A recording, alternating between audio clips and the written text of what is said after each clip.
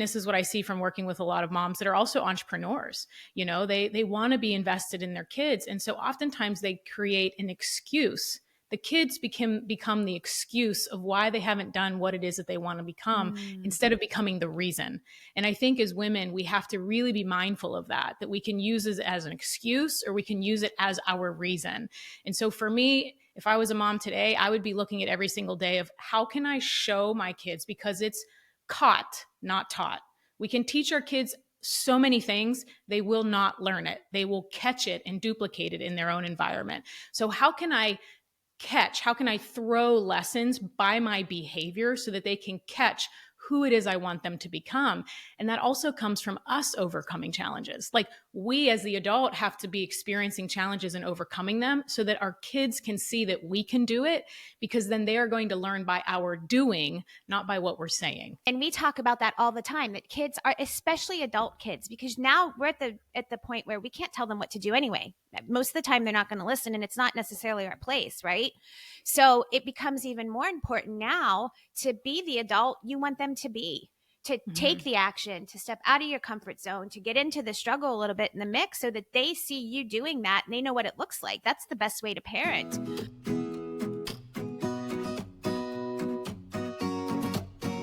Hello, everybody, and welcome back to another episode of Life After Kids with Doctors Brooke and Lynn. I'm Dr. Brooke, and unfortunately, Dr. Lynn could not join us today, but I am also so excited to talk to my guest that I have here today. Her name is Candy Valentino. She is a successful founder, entrepreneur, investor, and philanthropist. She is the Wall Street Journal best-selling author of Wealth Habits, of The 9% Edge, and most recently her kids book, which you guys is amazing, Dream Big, because anything is possible. She is also the host of a top podcast called The Candy Valentino Show. Candy started her first company at 19 years old, which blows my mind. She had no degree, no corporate background or money, and has since successfully built, scaled, and exited businesses throughout her 26-year career. She is a highly sought after for training, speaking, consulting on business and finance, and is a frequent media guest on The Economy, Business, and Investing, known as the People's Analyst. Wow. And on top of all that, she happens to be my sister-in-law. Hi, Candy. Thanks for joining us. Hi, thanks for having me. This is kind of weird for me because I'm used to just like sitting on the beach and chatting with you about, we tend to go very deep, but we talk about business type things, except I'm usually like, I don't. I tell you though, that intro, I need to just carry you around everywhere in my life. That was such an intro. So great job. Well, I just so I talk about you like that, just like in passing, even if I'm not introducing you for a show. So I'm always puffing you up. I expect that next dinner. Yeah, you're going to get it. Anytime I introduce you now to friends. Yeah. No, thanks for having me. This is fun. Yeah, I'm excited for you to be here. So I want to really, I would love for you to give us a little background, anything you're comfortable with sharing. And then I went ahead right into like tips that we can give to our kids from a financial standpoint as they're starting out. So give us a little bit about Candy Valentino. Well, you did a great job about Candy Valentino. So I don't have to say much, and I love the actionable things. So that is what I will preface this with. Great. That as you know, I don't like a lot of fluff. So we like to get to the point. How can we help people? How can we provide as much value? But just to share a little bit about all those great things you said, really who I am, I've just built this person that I've become. Like as you know, I grew up in a trailer to two teenage parents. My dad was a mechanic. My mom cleaned houses. And so life was really about survival. It was about struggle. It was about figuring things out. It was almost about kind of raising yourself. And there may be a mom listening that's like, okay, wait, I kind of relate to that. Maybe that's not how you operate now in your own family, because you decided at some point that the family you came from is not going to destroy the family that you create. And so oftentimes we forget that. We forget that we have choice. We forget who we once were, what we had to overcome to become this version of ourselves. And so I always just like to share that little bit, that all those great accolades and la, la, la that was listed, sure, those are things I've done, but that's not really who I am, right? Who I am is just a person that's basically been able to figure out life because I didn't have another alternative. And I think a lot of people are just trying to figure that out. And I share that because I think parents, in their heart of hearts, they want to do such a great job raising their kids. And they forget that a little bit of that struggle, a little bit of resilience actually goes a long way. And maybe we can get into that. I actually, for the first book, looked at a study that was done about parents that rob their kids of struggle and how they rob them of the very thing that they need the most in order to be a successful human. Because no matter what we do in life, we're going to have struggle and adversity. It's who we become through those challenges.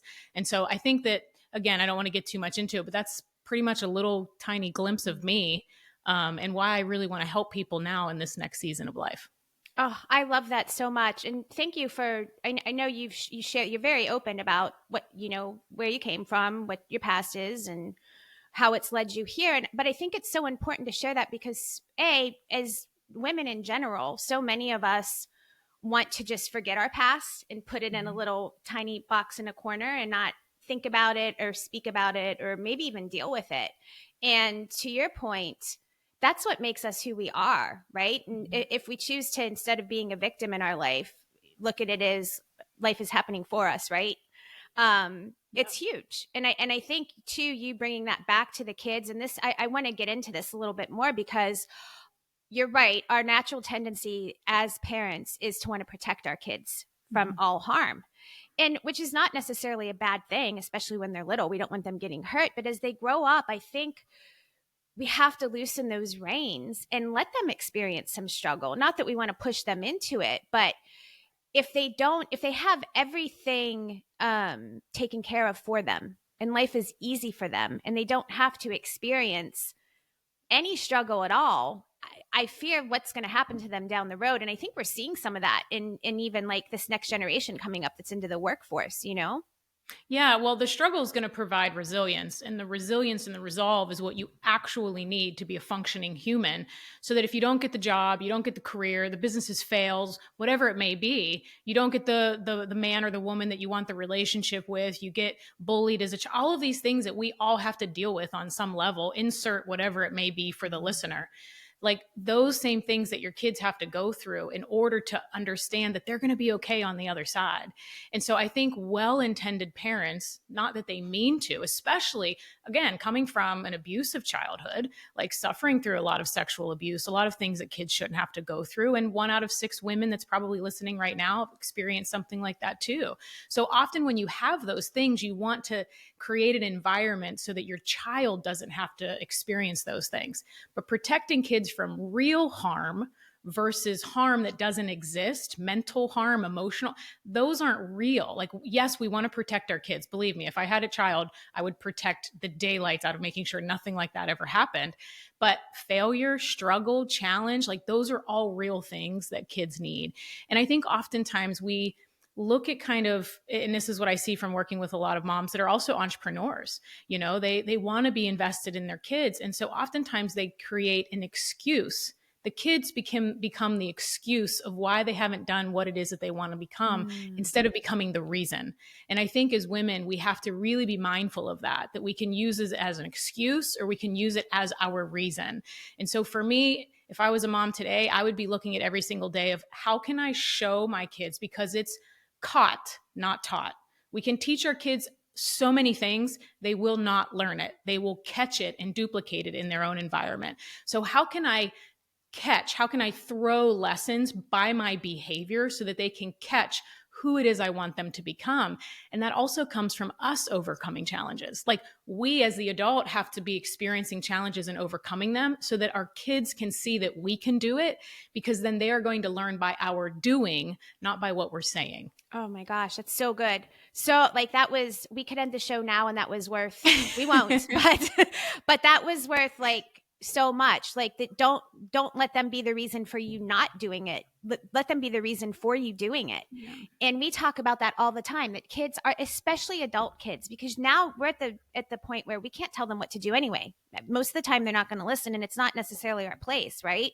So it becomes even more important now to be the adult you want them to be, to take the action, to step out of your comfort zone, to get into the struggle a little bit in the mix so that they see you doing that and they know what it looks like. That's the best way to parent.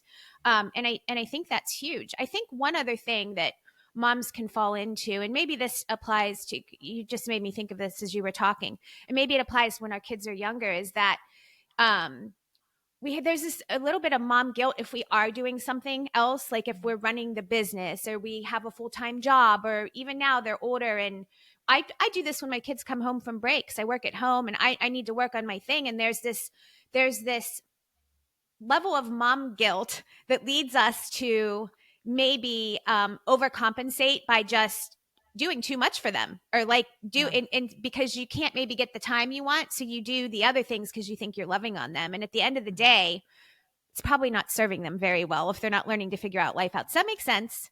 Yeah, well, if you think about it, I always say, what does this action teach? And this works in relationships too. It's not just kids, it works in intimate relationships with your spouse also. What does this behavior teach? So if they are coming home and you're dropping everything to be with them every single minute, you're basically displaying, somebody could say, well, that's love. Well, is that actually their love language? Maybe their love language isn't quality time and you're smothering them. And you're using that as a reason to fill your own cup up, which is what you need. So you're actually filling up your own selfish desire to spend more time with them, as opposed to doing the hard thing, which would be to continue doing what you're doing to establish that the sun doesn't set and rise on their butt.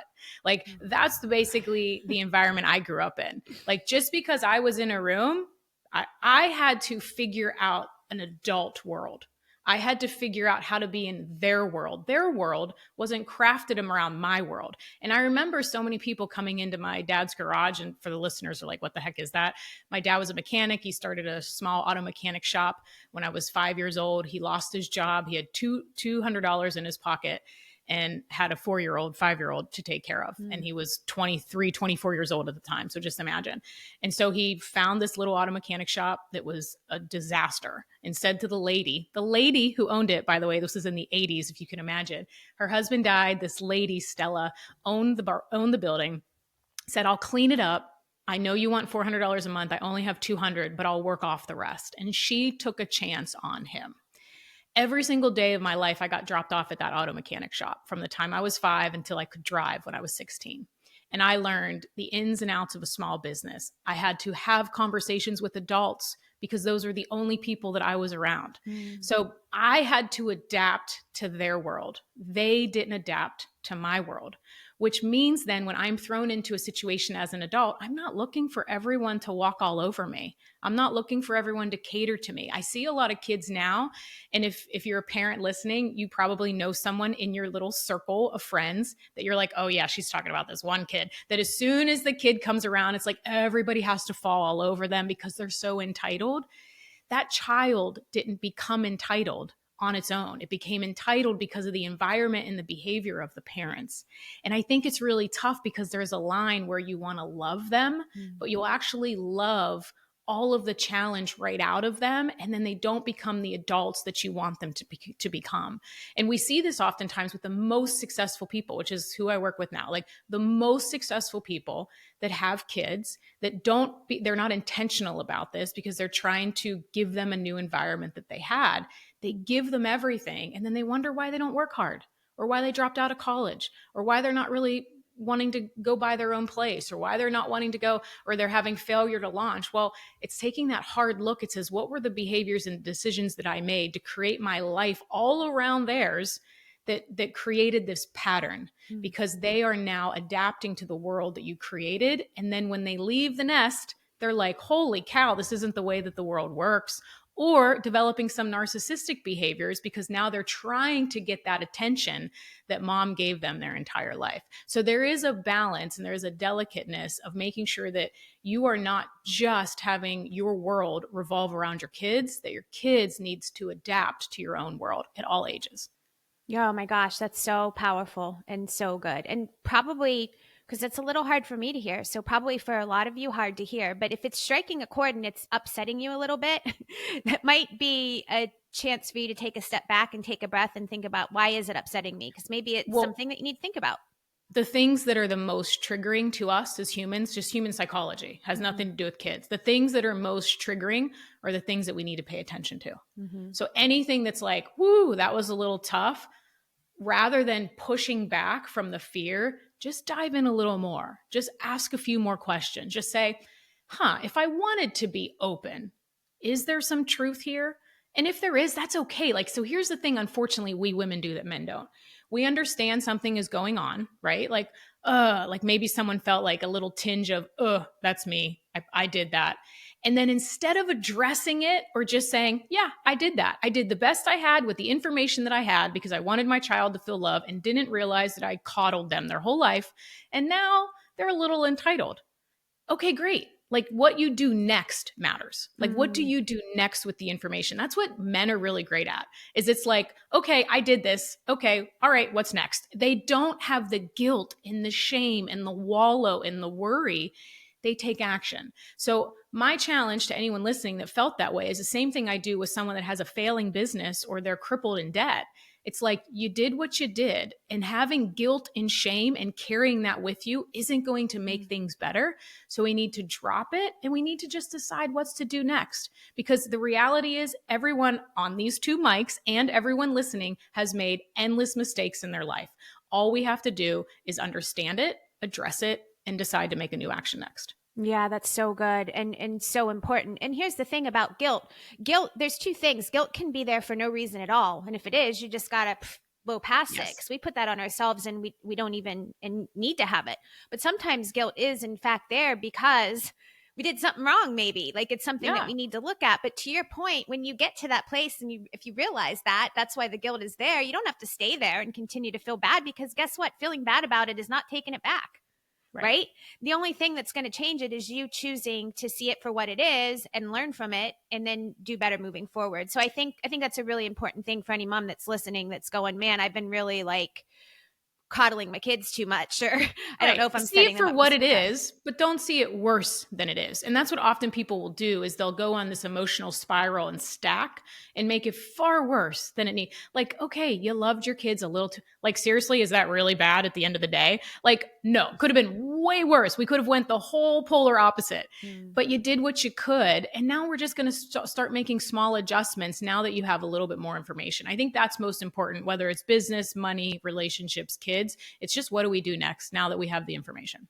Yeah. And by the way, I have another question to ask you, and I hope I don't forget it with my almost 50-year-old brain. But before I go there, I just want to say one more thing about you talking about the struggles you went through growing up in mom guilt. For any mom who is listening that for whatever reason, whatever your background is, you and your child had a rough upbringing together, right? Like there are so many different things to unpack there. And maybe it was an abusive situation or alcohol or whatever. There are so many, maybe it's something less than that. But I just want to say, like, if that's you and you're struggling with a lot of guilt and shame and feeling bad for the way your child was raised, maybe at circumstances that were out of your control, like give yourself a little bit of a break because a lot of times those things are our biggest lessons, and it is possible for a child to rise above that, So again, as you're saying in that situation, well, what can you do? What steps can you take? What can you even take from this conversation now to help your child moving forward, right? Yeah, and not even rise above it, right? Because in order to rise above something, we have to acknowledge, or somehow we have a definition of the experience being negative. Here is what I want to free anyone listening. If you are a single mom that you're working, if you are a business owner or an entrepreneur and you're taking your child to work with you, because that is the only way that you can do it. If you don't have a lot and maybe friends are getting tons of Christmas gifts and your child gets one, I want you to hear it from the girl that grew up in a trailer, that was dropped off at her dad's garage, that didn't have a lot, that suffered massive amounts of abuse for years and years. I wouldn't trade it for the world. I wouldn't trade it for the world. So someone might say you rose above that. I feel like that's what created me. Like when you overcome stuff like that, do you think starting a business at 19 is hard? You think investing in a property at 20 is hard? Like, no, because you just figured out all of that other stuff. And if I would have always had the situation that I wanted in my childhood, I wouldn't be the woman I am today. I wouldn't be the person that's fearless and trying to help people and trying to end suffering and trying to do stuff. So you can't have one without the other. I don't look back. I actually have regret in decisions that I've made, but I have no regrets of the childhood that I had. So if I had to change any one of those things to make life easier, I wouldn't do it because I don't know who I would actually be right now. And that I wouldn't trade. So to anyone listening, I want you to, especially if you have a daughter, you have a son, just take that little clip and play that to yourself anytime you need a little encouragement or a little reminder that you see the worst of this right now. And you just might not know that when she or he is 40, 45 years old, looking back saying, Mom, I'm so glad we did it this way because I wouldn't trade it for the world. So free yourself of that. Oh my gosh.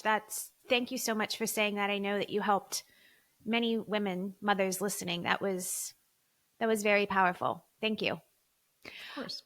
I want to segue to, so we're talking about struggle and how powerful that can be and how beneficial that can be. And as we said, we want to protect our kids from certain types of struggle, right? Yes. But I think on the other side of that, we are seeing that because we've touched on this a little bit already, but I want to get a little more specific about this. We want to shelter them too much and we want to give them all the good things, and maybe we came from I'll give you the example of my husband. My husband was raised by a single mom. Half of his childhood was in a trailer, had to work and fight tooth and nail for everything he has and we have now, and so there's a part of him that's like, I want to give up through our kids' life. There's this struggle of we want to give them the things that he wants to give them, specifically the things he didn't have. He doesn't want them to struggle or feel sorry because he was the kid, everybody got the new whatever shoe it was. And that summer, and he went to school and he couldn't have that new shoe because there was the money to get it. Right. And he remembers the specific shoe that it was, what it looked like, what color it was, that all of his friends had it. And he couldn't have it. So he didn't want his kids to ever feel that way. But then there's a flip side of that. And I see this trend a lot. We just talked about it. We were interviewed on another podcast where we're giving our kids so much and protecting them so much financially that when does it become a problem? And there was actually just an article. It was in the New Yorker. I can link it if I can find it. It was in the New Yorker, New York Magazine about parents putting down payments, getting kids that are working in New York City for the first time out of school and they can't afford the real estate. So the parents are paying for these beautiful suites that they've got in the city, or they're giving them the down payment on their first home or what have you. And I don't want to judge any parent because we all do things differently, but speak to that a little bit. Speak to letting our kids struggle a little bit when it comes to finances and starting out. Does that make sense? That was a mouthful. Yeah. So no judgment either, but I'm going to share the hard facts. So if you are a parent that chooses to do that, buying real estate for your child, whatever it may be, in order to ease their pain of realizing that they are not going to live up to the lifestyle that you have created for them. So now they have to go out on their own and create that own lifestyle. Again, no judgment, but the reality is that the statistics are not in your favor for that child ever to become a fully functioning, successful adult on their own. And there are studies, Psychology Today is the biggest one that did this. So they found that kids that are given money because they don't then value money, because the only way that we're ever, again, it's caught, so it's not taught. We don't catch the lesson of valuing money if money is always given to us, which is why 95% of Americans right now have over $100,000 in credit card debt. That's just a stat as of now, 2025. It's 103,000 the last I looked. So the reason that is because they were not taught in school personal finance techniques. Then if they're blessed enough to be in an environment, which it's a blessing and a curse, that then they are handed money, they're also not taught how to budget and how to value it. So they get out of college, all of this debt, and then now getting a $60,000 a year job, realizing that they can't live up to the lifestyle. So then they continue the pattern of taking out credit cards and living on credit cards in order to create a lifestyle that they can't afford. So the only way that you can teach that is by actually teaching it. So if I had a child tomorrow, rather than buying school clothes, and some people might be on this, so you can just adapt whatever it is for you. Sure.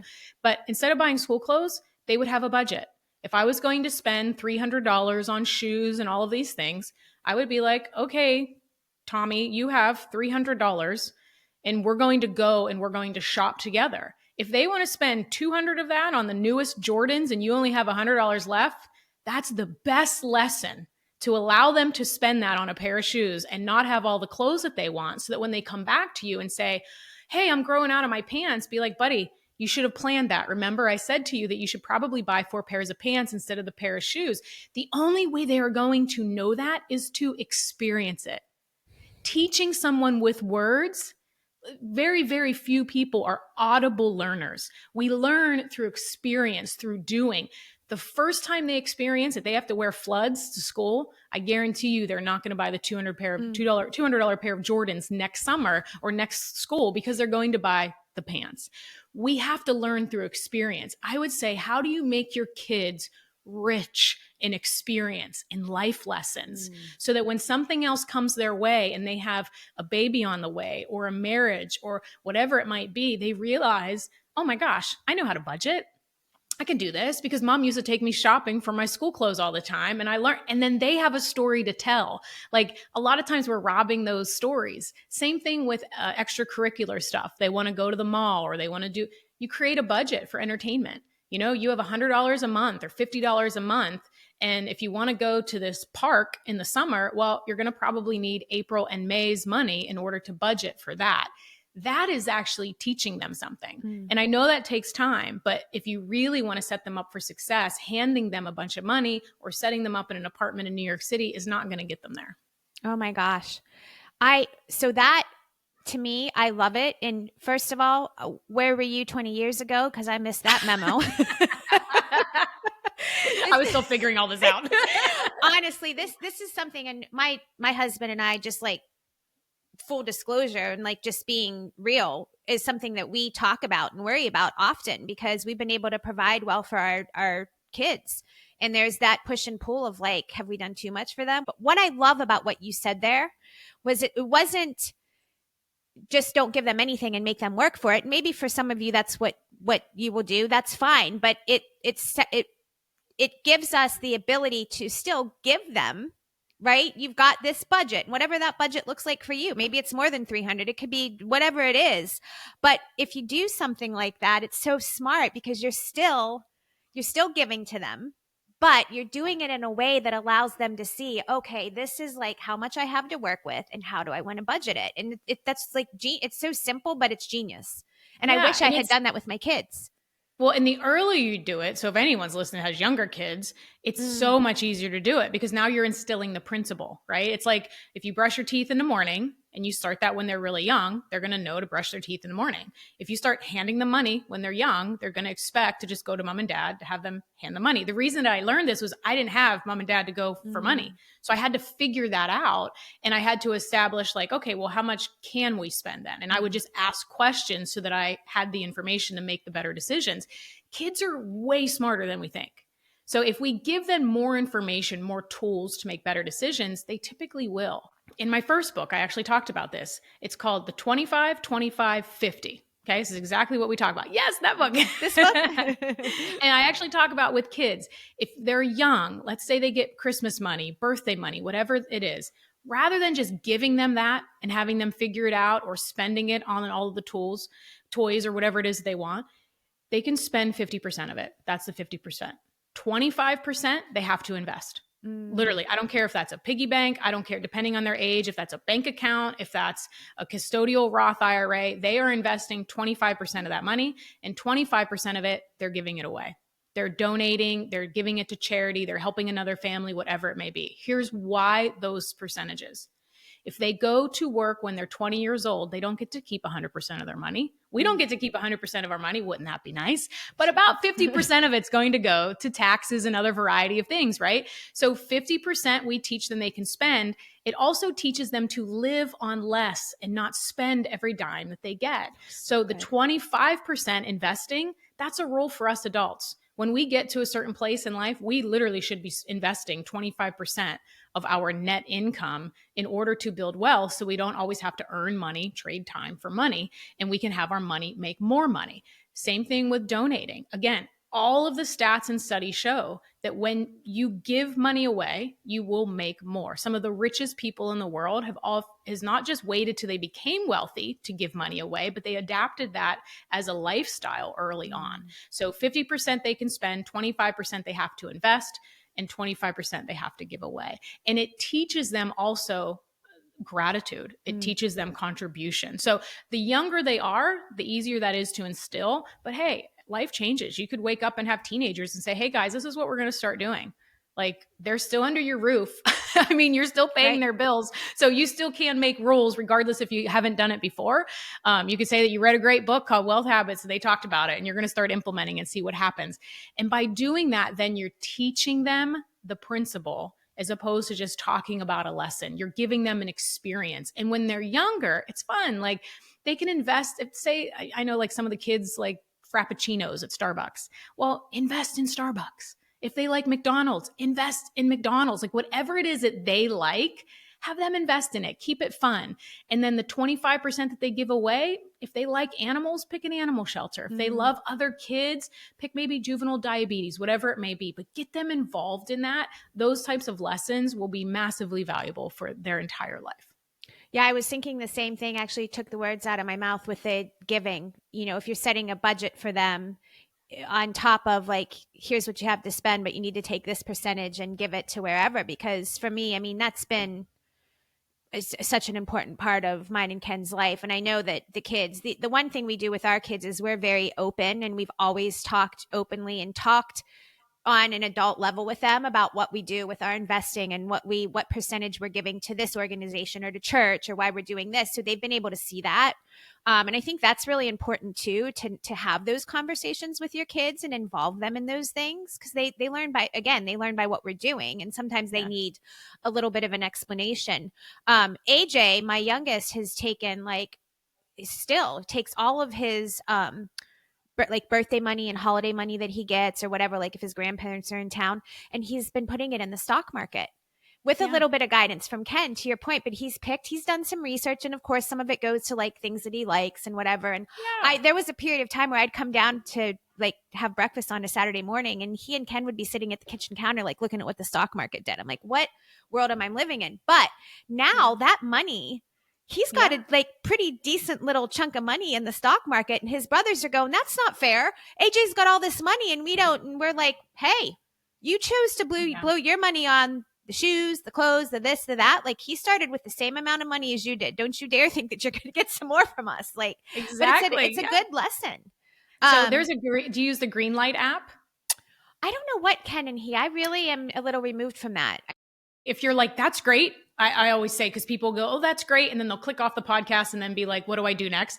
Greenlight. Go to there's a Greenlight app where you can put money in it. They can invest it. There's a bunch of other ones. It depends on the age, but that's one example. That's just one example. We do that with the kids. And they can actually then, they have certain accounts that they're able to request money to spend. They can also invest it. And one of the things we do at Christmas time, now that they're all older, it's like, here's how much money that we're going to spend. You can give a list. We literally have that conversation. There's no bones about it. It's like, here's how much we're going to spend. You can give us a list, or if you want investments instead of stuff, we'll double it. Oh, that's so good. So that's one of the Christmas, and now they're older now. So, and they can break it up, but if they don't take the whole thing, they don't get the full double. So those are just kind of like the ways that, you know, if it's a $500, just for round numbers, we'll say it's $500. They can take $250 stuff and then $250 investment. But if they put the whole $500 in, they'll get a whole $500 more. Wow. So that's just another example of ways that you can, and then you still make an experience, right? Don't just give them the money. Like, sit down, talk about the stock, spend an hour with your kids. Like, oftentimes you'll spend an hour sitting and watching them play some sport, and you're not even communicating with them. You're not talking with them. There's no teaching going on. Spend an hour sitting down with them and saying, what do you really like? What are you into? I see that you love those Air Jordans. Well, those are made by Nike. Let's look at the Nike stock. Why don't you pick one of those and get involved with it? It's developing the habit, because that's why the name of the book is Wealth Habits, because we learned through the study that people, no matter how much money they make, wealth is a behavior. It's a habit. And if you make habits when you have a little bit of money, you will continue those same habits when you have a lot of money. So we need to change their behavior as quickly as possible, and we need to teach it with an experience. Oh my gosh, that's so good. So good. Now I want to know, of the 3 boys at Christmas, how many of them put it all in investment? Do they choose that? One of them did. You can tell me off camera who it is. Yeah. I have an idea in my mind. and I think this one chose none. One chose I think half, and one chose all. Interesting. And it's interesting to see personality type, but it's also age. So I think as they get older and maybe mature and understand it, and as they're exposed to this, because, obviously there's my stepkids, they're not my kids. So it's like, this is all kind of new, this whole world to them in a sense. So I think as they become more familiar with it and they're around it more, they'll probably be more inclined to do stuff like that. But just for your listeners, like, it's not like my husband's kids were doing these things since they were little, like at all. So just as a proof that you can change the behavior and you can model it and you can present it in a way that isn't like authoritative, or you can make it fun, and then it's something that they and their dad get to talk about, just like you were saying, AJ and Kenny get to talk about, and kind of discuss those stocks. And they might pick something up on a podcast that I drop, or they might, want to invest in the company that Uncle Kenny works for, like all of this stuff. It just makes it kind of fun. So keep it fun, keep it simple, create an experience. I always say, like money and is a language that is just, most people don't understand yet. And women specifically, for whatever reason, we've been drilled in our head that we're not good with numbers and we're not good with money. And it's complete BS. It's literally complete BS. Women are really great with money. 85% of our total economy is controlled by women, because women are the spenders. So develop your acumen, make it fun. I always say, go to your favorite coffee shop, get a glass of wine at your favorite place, like whatever it is, start to understand your budget, start to understand your numbers, because you are way smarter and more capable than you think. Wow, that's so good. And I want to get into that in a minute here if we have time, because some of us are in the place where we're looking for what's next and maybe needed to hear that, so thank you so much for speaking that truth. Tips before we move on to us. I would love it if you could give us some really good practical tips that we can pass on to our adult kids, like kids, maybe college and getting out of college, or maybe even probably not high school, I'd say college age and after, like for them getting started in life, some practical tips for them. Is wealth habits, really, like how they could invest or how they could start saving, or what, like just general smart practices, so that they're not just in school and then getting out of school and just blowing all their money on the weekend. Does that make sense? Absolutely. Yeah, it's a great question. So number one, like we said before, wealth is a behavior. Wealth building is a behavior. Debt is a behavior. So the very first thing we always want to do is make sure that we don't have any BS beliefs, is what I call them in the book. Any BS beliefs that we have about ourselves or money that we just picked up along the way. Like, some people think that money is evil. Some people think that people with money are evil. And if you've never really stopped and paused to evaluate, what do I think about money? Because really what we know is money is actually neutral. It will actually increase whoever you are. So if you are a wonderful, kind, giving person, you will become more wonderful and kind, more giving, because you have more to give. If you're a jerk, you're going to become a bigger jerk, unfortunately, with more money. That's just the way that it is. So we first need to adapt we first need to look at what principles and beliefs did you pick up. I talk about that in the first book. We have a quiz where you can go through and find out what your money belief is. That's step one. And you can do that with your kids, because your kids could have, goodness, parents, it's so hard. You could have said one thing one time about one person, and your kids could have somehow stuck that in their mind with a little pin that, oh my gosh, people with money are evil because mom said this. And meanwhile, no, that person was just a jerk. So we have to identify what beliefs do they hold. The second thing is making sure that they understand, no matter what, bad debt is bad. And what quantifies bad debt? Anything that depreciates, credit cards, payday loans, boat loans, car loans, anything that's a depreciating asset, you never want to acquire debt on. And this, again, this is not the way most Americans operate. So many people listening, this could even be like, well, I haven't even done that yet. That's okay. It's something we want to work towards. And the reason is you can never out invest bad debt. So if you take a bunch of money and you start investing in your 401k or your Roth IRA or whatever it is for where you are in life, and you have 7%, 17%, 24% on credit cards and car loans, no money in the market on average, a 10-year average, will increase beyond that bad debt interest rate. So we always want to eradicate bad debt before we do any other of the wealth habits. We have to get rid of that so that we can start building our financial future. So what you're saying, just to make sure that I understand, and for clarification for anyone else listening, before you yourself or you tell your child that they should be saving for retirement or putting money into an investment or whatever that looks like, pay off your credit cards and pay off your debt. Yes. And if you can take it one step up, teach them to never rely on debt. Because really what you're doing is you're financing a lifestyle that you can't afford. Yeah. Meaning that if you can't just go buy the bag and you have to put it on a credit card, you are going broke trying to look rich. You are trying to carry the big Louis bag that you are now. It's not $2,500 anymore. It's whatever that interest racked up. Now it might be $4,000. So if you can't pay for something, and we actually teach the school of thumb that if you can't pay for something twice and feel fully comfortable about it, you shouldn't buy it. So many people try to finance a lifestyle and they really go broke in the process.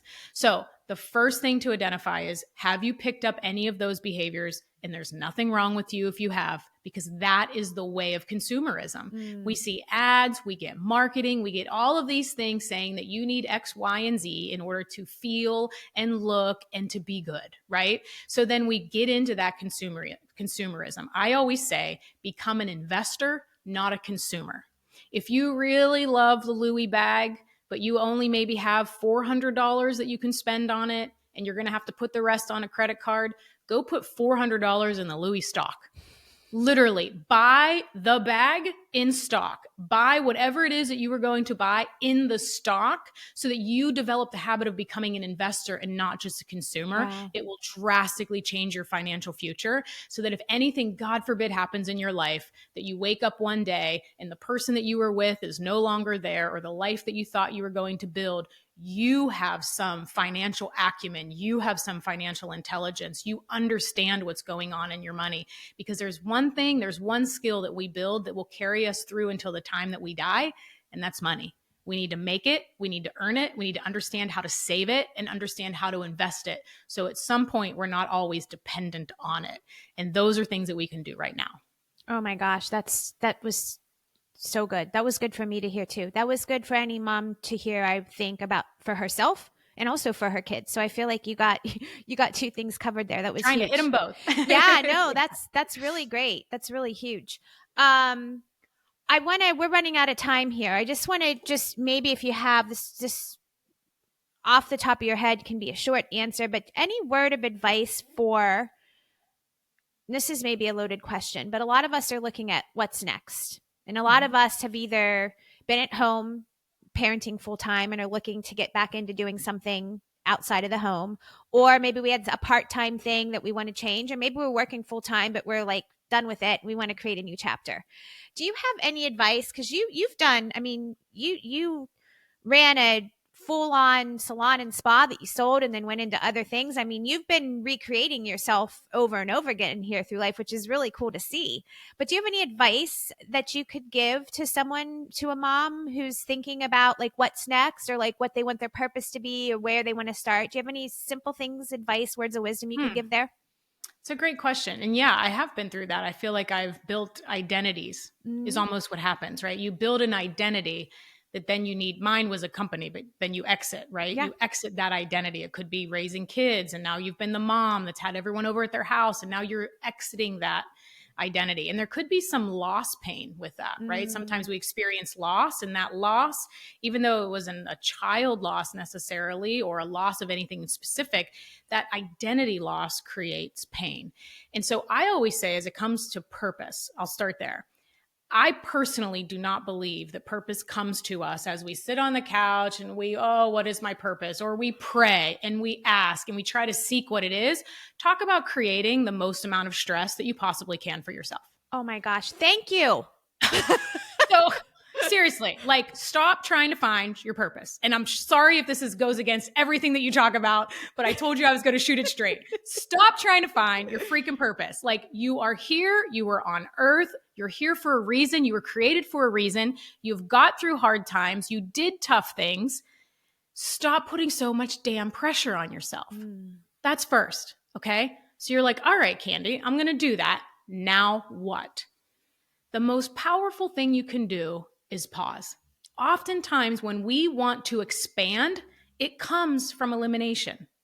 When our kids grow up, we now have space to decide what we want to do. Let's just celebrate that for a freaking moment. Like, stop thinking that you have to go do something right away, and take time to pause. Take time to, whether you're a praying person or a meditating person, whatever it may be for you, take that time to pause and be.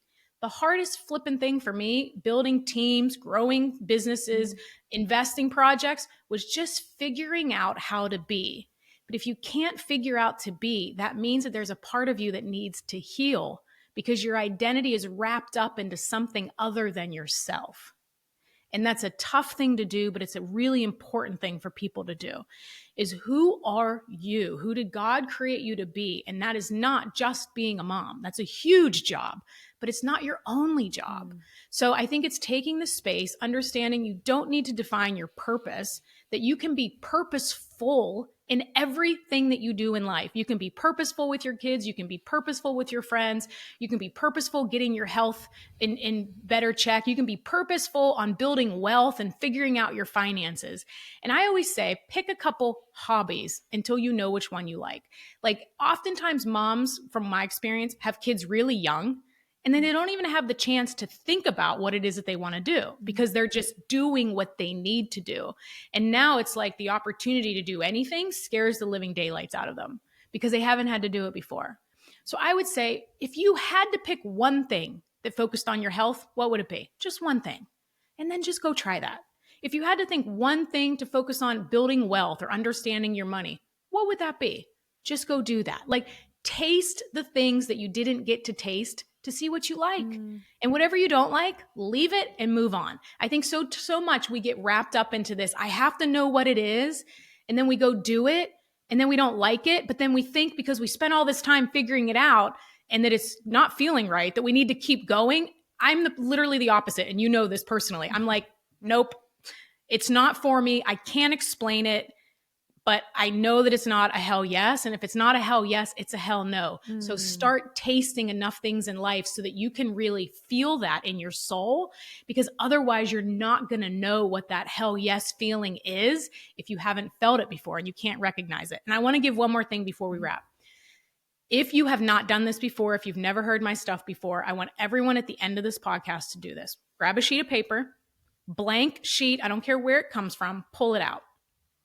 This is called your proof paper. I want you to write down every single thing that you, not your kids, not your spouse, you have experienced in your life. Every challenge that you faced, every adversity that you went through, the abuse that you suffered, the relationship that you didn't think that you were going to go out of, the loss that you felt. I want you to write all of that down. I don't care if it was 6 weeks, 16 weeks, or 16 years ago. Write it down. So that when you are sitting at the dead of night wondering what it is that you're going to do, you pull out that sheet of paper and remember who you are. You remember that you did hard things, that you overcame tough things. And that next thing that you want to do in life is nothing compared to what you've already done. So try it, taste it, and keep doing that until you get a hell yes. Whoa, that was so good. That was, Candy, that was amazing. And again, we want to stuff all that stuff in the corner, but no, like, write it down and see it so you know where you came from and what you've already been through and what you know you're capable of doing. Like, you've survived 100% of your hardest days. Right. So, but yeah, that was really good. And for me to hear you say, like, if you have trouble just being, you probably have some healing to do. That hits home for me big time, because if I don't have enough stuff to be doing, I'm worried about just where my thoughts are going to go. That's not a healthy place to be, I think. Well, and sometimes people do to get validation. Validation is only good for parking. We don't need it as humans. Find your validation in yourself. Care more about the belief you have in yourself and who you are more than the opinions of other people, and watch your life change. Yeah. So if you feel that you need to be doing or going somewhere or do whatever it might be, really look at that, because there's something unhealed in you that you still need the external validation of the world. And guys, if you allow the world to define you, you give it permission to destroy you. So be super careful and super intentional about that, and really be okay with being. And that is the only way that you know that if you can sit on the beach and not be on your phone, if you can go to a coffee shop and sit by yourself, if you can take a book out and just be, those are the most powerful people to be around. Oh, that's so good. Be one of them. Yeah, especially this phase of life. If anything, it's teaching us as our kids grow up and we get older. Life is short, man. So make it a hell yes, or don't do it. Yes, absolutely. Yeah. So good. Okay, I have 3 rapid fire questions just off the top of your head, and then I want to talk about these gems of wisdom in your books before we wrap. So first question, what's your number one tip that you could give us for relating to adult kids? I know you have them around you and in your home from my brother from time to time. So can you speak to that? Give us one piece of advice or tip you have. I literally talk to kids like they're adults. And I think, and you've seen this, I think it's because that's how I was communicated to, because I was always around adults. I don't short the conversation. I don't, take corners around it. Like if it's a tough conversation, if I did something that I'm not proud of, like I literally lay it out there, because I think kids respond to that. They understand it. And it also makes it okay. When I had the conversation about the one real estate property with AJ that didn't go the way I wanted it to go, I wanted him to hear the good, the bad, and the really ugly, so that he knows that happened. That's okay. You can fail. Right? It was a light failure, but you could fail at something and not go the way you want, and you can still be okay. Like it doesn't define you. So with adult kids, I feel like, one, obviously coming into step kids, I don't try too hard. And again, maybe that's also me. I wouldn't want someone to like force themselves on me. So I let them come to me. I stay open, I stay loving, I stay available, but I don't try too hard. And I think that for me worked as a kid. So I try to do that also. And then also it's just really treating them like adults. Oh my gosh, that was so good. And yes, you're right. I watched those conversations unfold with AJ, and you definitely did not mince words, and you talked at a high level, and he understood and asked more questions. And his feedback to me was, she's so awesome and she's so interesting and knows so much. So like, that was really powerful. And I always say, can you go into a conversation with an older child and have their knowledge, their acumen, their belief, their behavior somehow elevated from the conversation? So when I go into those conversations, it's not just actually about what we're talking about. I'm always thinking of how can I leave them just a little more encouraged, have a little more belief to whatever the lesson is. I want to weave that into the conversation so that it wasn't really just about a house. Right. Really what I was trying to weave into that conversation is that hard things are going to happen, but you pivot, you get around them, and you're going to be okay. Like, so that to me was the lesson. And I think that kids respond to that. And I think especially in parents, sometimes you guys are so busy with all of the other stuff that maybe I always say the Charlie Brown teacher, like, wah, wah, wah, wah. Yeah. Like they don't like, I could say the exact same thing you say, but somehow it will be cooler because it's Aunt Candy and it's not Mom, which is the Charlie Brown teacher. So I think you need all of those people in your life. It takes a village is what you're saying. And it sure does. It does. And AJ, who is a 15-year-old, soon to be 16-year-old boy, felt very validated, and also I know learned a lot from those conversations. Yeah. Next question. What is your favorite, because we don't do enough self-care, and in this phase of life is stressful. So what is your favorite tip, or what's your favorite thing you like to do for self-care / stress management? I do them all. I do. I know you do. I do them all. I do. And I have no bones about sharing them. I do hot baths. I do cold plunges. I do, oh my gosh, I will literally in the middle of the day just take my chair down to the beach. It's in my backyard and sit for 15, 40 minutes, who knows, however long I think I need to. I try not to do all the like fillers and stuff, no judgment, but they just don't work for me. I do lasers, microneedling. I do massages, not quite as often enough. I think that the spa world kind of like burnt me out from all of that stuff. So I don't do it as much. I like pedicures. I get the dip things on my nails. You can't pour from an empty cup. Seriously. Like that's it. And when I took care of, obviously I didn't take care of kids my whole life, but I took care of teams of people my whole life, which both have challenges. And you can't take care of other people if you are running ragged on empty. And so for me, I am better in my relationship, my marriage, my friendships. I'm a better daughter. I'm a better everything. When I am able to just pause, take care of myself. That might just be going for a walk with my dog. Like everybody has different budgets and different abilities, and they have different desires. I literally, again, will try everything and throw out what I don't like. Saunas is something I used to like too, but when you do all the lasers, you're supposed to kind of like be away from heat. So I don't do saunas as much anymore. But again, tried it, love it. Just don't do it because if you get your face lasered, here, fun fact, if you get your face lasered from hyperpigmentation, and then it's not actually the sun that brings it all back. It's the heating of the dermis. So when you're in a sauna, a jacuzzi, the sun is on it. It's the heating of the dermis that brings the hyperpigmentation out, not the actual sun itself. Fun fact, right? I did not know that. Yeah, we could do a whole thing on all of those things that I know from my prior life. This could be a recurring segment here. Yeah. I feel like we're just tipping the iceberg. I know we're just tipping the iceberg, so I know you pretty well. Okay, last question, and this will segue great into your books. But before I get to those, what is something that you love that you're reading right now, or what is your favorite book? Like, give us a recommendation for something. So full disclosure, because I'm writing so much, I'm not reading that much. Okay. When you are writing, you're trying to, because I don't want to take other people's thoughts and somehow weave them into my thoughts, because that'll happen, and put them in a book. So when I write, I don't read. I don't listen to podcasts too much. I don't do a lot of that because I'm reading my own content so much and I have to think. Again, we consume so much. We read so much. We listen to podcasts so much. And I think that is all valuable.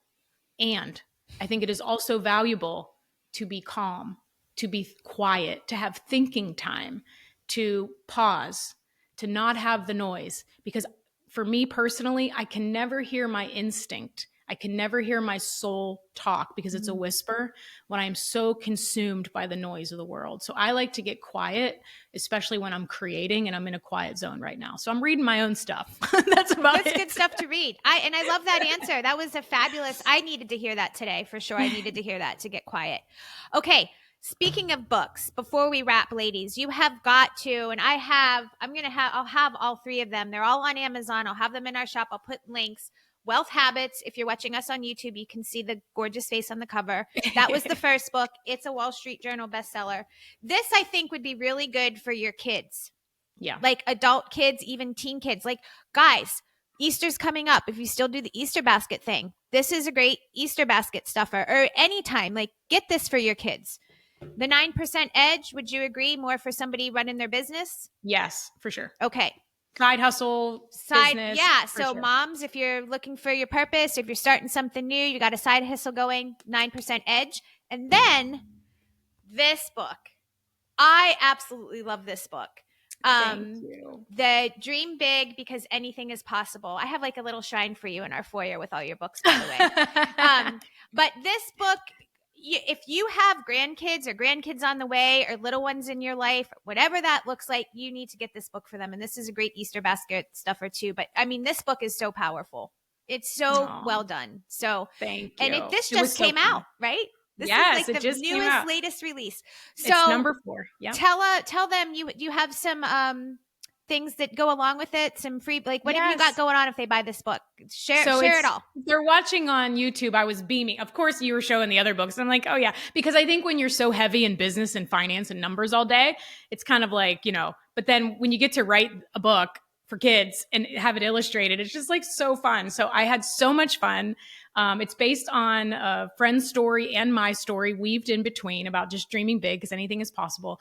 And because of it just launching, we have a lot of bonuses out right now. And again, I send them to you right before this. I'm like, is this not the cutest bonuses ever? It's like a fun activity guide and a crossword puzzle and affirmation cards, which just is teaching kids of like, I'm kind, I'm brave, I can do hard things. Like all of the things that we so wish we would have thought of when we were younger. I tried to do all of that and instill it. There's a dream map that they can just start to dream and draw and color. And but basically the point of the story is that it doesn't matter where you came from.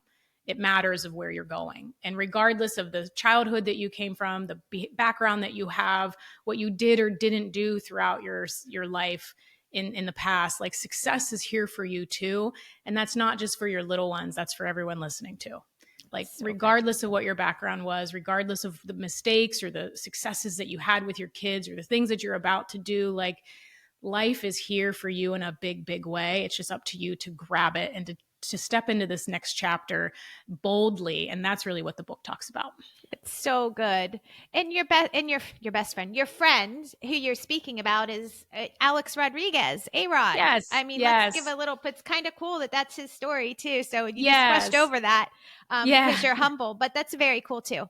Yeah, it was very cool. And it's cool to, have his story about, he grew up with a single mom, and there's a great example, like all of those hardships and those struggles and those challenges of every single month they had to move to a different apartment because of raising their rent, that now he owns apartment buildings. So it just goes to show that the struggle is actually for you and the pain is often the pathway to your greater and highest calling and purpose. So it's just a little bit of book about that. And super cute. I love it. The bonuses are so cute. So much fun. It was a blast to actually work on this. It's so good. So where is the best way? Like if they go to get this on Amazon, they can get the bonuses there too, or should they go right to your website? What's the best way to get this book, the other books? So they're all on Amazon, Barnes & Nobles, all the places. However, the bonuses, you would have to go to candyvalentino.com under books and dream big. And you actually put your order number right in there. And then I will email them immediately. Well, I don't email them. The system emails them to you immediately so that you have them. And you'll actually get all of the bonuses before you even get the book. Amazing. So what you're saying is they can buy it from anywhere, take their order number. So if you buy this on Amazon, take the order number from Amazon, hop over to candyvalentino.com. Under books and dream big, plug that in and they'll get all the free. Correct. That's awesome. The order number, I think it also takes like a screenshot if it's on your phone, just something simple. It'll tell them how to do it. Okay, great. So I will make sure that I link all of the books in the show notes and also in the newsletter that goes out.